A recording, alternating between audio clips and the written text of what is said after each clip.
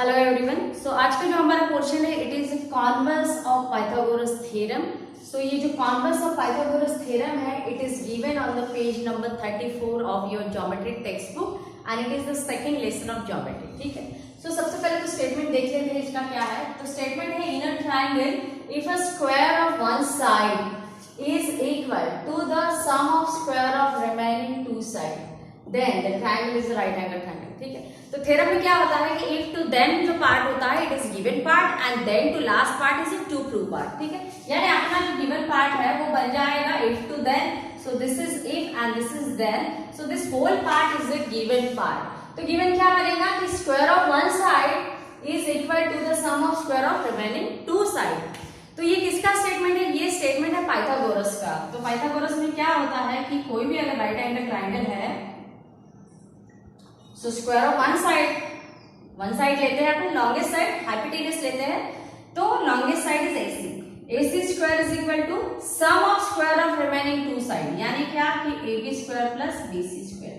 तो ये जो स्टेटमेंट है ये आपको गिवन है कि if a square of one side कौन सा? लॉन्गेस्ट साइड हाइपोटेनस AC, ठीक है, is equal to the sum of square of remaining two side AB and BC and उसका स्क्वायर करके sum of square of remaining two side. तो ये आपको given है। ठीक है, तो क्या करना है कि ये जो थ्योरम है इसमें प्रूव करना है कि triangle is right angle triangle, यानी इनिशियली जो है ट्रायंगल आपको राइट एंगल ट्रायंगल नहीं लेना है, उसको सिंपल ट्रायंगल लेना है, क्योंकि मुझे ट्रायंगल जो है राइट एंगल ट्रायंगल प्रूव करना है। तो प्रूव करना है तो वो दिया नहीं रहेगा, so simply draw triangle ABC। ठीक है, एंड सबसे पहले तो इसका गिवन, तो गिवन में ये दिया है आपको कि one side square is equal to sum of square of remaining two side. तो वन साइड बन जाएगा लॉन्गेस्ट साइड यानी AC। ठीक है, so AC square is equal to AB square plus BC square, it is your given part. Then triangle is the right angle triangle. ठीक है, सो जो प्रूव बनेगा इसका कि triangle ABC is right angle triangle।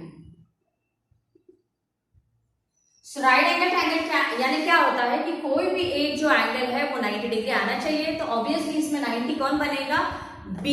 ठीक है, सो B को अपने को प्रूव करना है कि angle B value is equal to 90 degree, तब जाके वो बनेगा राइट एंगल ट्रायंगल। ठीक, एंड ये गिवन हो गया, ये टू प्रूव हो गया। उसके बाद में है कंस्ट्रक्शन। सो कंस्ट्रक्शन भी आपको करना है। अभी थ्योरम सॉल्व करते टाइम जो भी कंस्ट्रक्शन है वो आपको पहले से पता होना जरूरी है, अदरवाइज क्या कंस्ट्रक्ट करोगे नहीं। तो इसमें जो कंस्ट्रक्शन आपको करना है वो ये करना है कि इसमें एक राइट एंगल ट्रायंगल आपको ड्रॉ करना है। सो this is constructed triangle PQR, but इसमें कंडीशन ये लेना है कि this is right angle triangle, यानी इसमें 90 आपको लेना है, इसमें नहीं लेना है। ठीक है, इसमें आपको प्रूव करना है। एंड इसमें ये जो PQ साइड है it is equal to AB। तो मैं यहाँ पे आइडेंटिकल मार्क दे देती हूँ, this AB and this PQ both have equal major. ठीक है, सेम ही उसका लेंथ है, और ड्रॉ करते टाइम भी जो है आपको सेम ही ड्रॉ करना है। ऐसे नहीं कि ये ट्रायंगल छोटा बने या ये ट्रायंगल बड़ा बने, दोनों का लेंथ जो है आप मेजर करके इक्वल लेंथ का ही ट्रायंगल बनाओ। एंड BC जो है उसका भी जो लेंथ है वो QR के साथ इक्वल रहेगा। ठीक है, तो ये हो गया कंस्ट्रक्शन क्या करना है कि construct triangle right angle triangle PQR such that PQ is equal to AB and QR is equal to BC। ठीक है, तो ये कंस्ट्रक्शन में लिखना है कि draw triangle, not triangle, right angle triangle, draw right angle triangle PQR such that PQ equal रहेगा with AB and QR equal रहेगा with BC। So this is construction. ठीक है, तो ये गिवन हो गया, तो प्रूव हो गया, कंस्ट्रक्शन हो गया, एंड सबसे अभी मेन पार्ट रह गया इसका प्रूफ। ठीक है,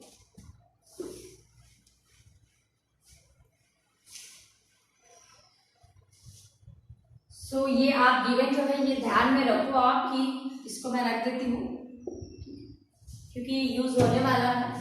देन सबसे लास्ट इसका प्रूफ। सो प्रूफ कहाँ से स्टार्ट करना है? Proof you can start from the given part, and given part में आपको ये इक्वेशन दिया है।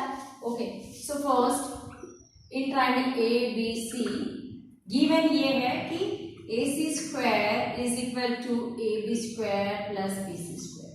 गिवन इक्वेशन है, ये इक्वेशन वो 1 हो गया। And triangle PQR be constructed as a right angle triangle. इसको राइट एंगल ट्राइंगल कंस्ट्रक्ट किया है। Triangle PQR is right angle triangle, and if a triangle is right angle triangle then we can apply Pythagoras theorem. So यहाँ पे होगा by Pythagoras theorem।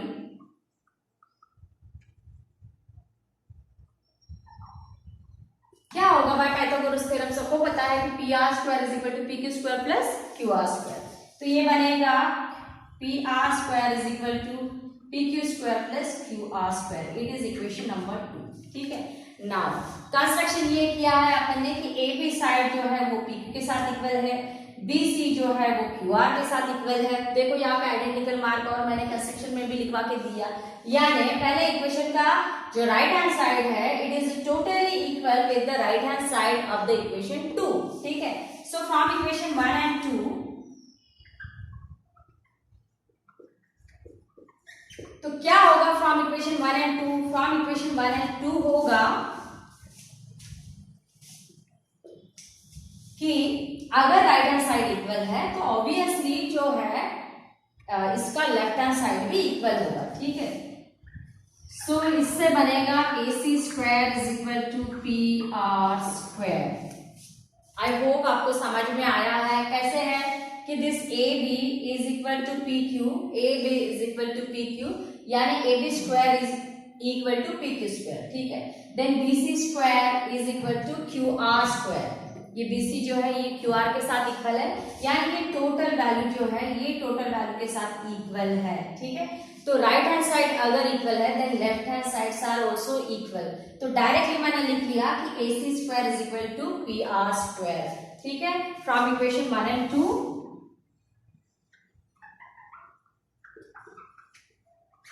या अगर ये आपको थोड़ा सा डायरेक्ट लगता है then you can include one more step. एक स्टेप कौन सा इंक्लूड कर सकते हो आप कि AB square plus BC square is equal to PQ square plus QR square. Now ये अभी क्यों इक्वल है? क्योंकि सिंस AB किसके साथ इक्वल है? वो है PQ के साथ इक्वल।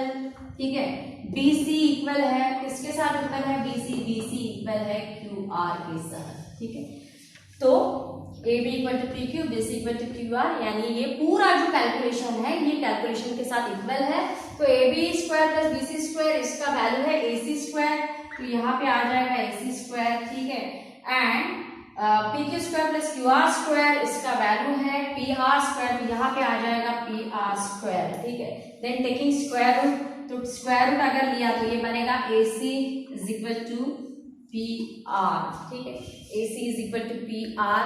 एंड इसके बाद में क्या करना है कि ये जो ट्राइंगल ABC है ये PQR के साथ कॉन्ग्रुएंट प्रूव करना है। तो कॉन्ग्रुएंट कैसे प्रूव होगा कि पहले दो साइड तो पहले से कॉन्ग्रुएंट थी, and now we prove that third side is also congruent with the third side, है ना।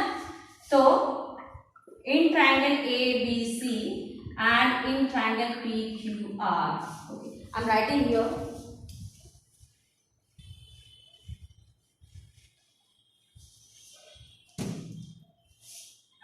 So in triangle ABC and in triangle PQR क्या होगा कि AB is equal to PQ, it is by construction। ठीक है, इसके बाद में BC is equal to QR, it is also the same reason by construction। and third बनेगा कि AC is equal to PR, तो ये नॉट अ कंस्ट्रक्शन, ये जो है अपन यहाँ पे प्रूव किया है। ठीक है, सो देयरफॉर क्या होगा कि triangle ABC is congruent with the triangle PQR। And ये कौन सा टेस्ट है? ये बन गया साइड टेस्ट ऑफ कॉन्ग्रुएंसी, ये कॉन्ग्रुएंट हो गया। एंड कोई भी दो ट्राइंगल अगर कॉन्ग्रुएंट है तो उसके रिमेनिंग सारे पार्ट इक्वल होते हैं, तो पार्ट में अपने को चाहिए एंगल, ठीक है। तो एंगल PQR ये कॉन्ग्रुएंट बन जाएगा एंगल ABC के साथ, ठीक है। So angle ABC is equal to angle PQR। And what is reason? Reason is corresponding angle of congruent triangle. Geometry में जो है हर एक स्टेटमेंट को रीजन लिखना बहुत जरूरी है, ठीक है। बट एंगल PQR तो 90 है, उसको वैसे ही कंस्ट्रक्ट किया था अपन ने। Angle PQR is equal to 90 degree, तो ये अगर 90 है तो angle ABC is also 90 degree. So therefore angle ABC is also 90 degree. तो ये हो गया।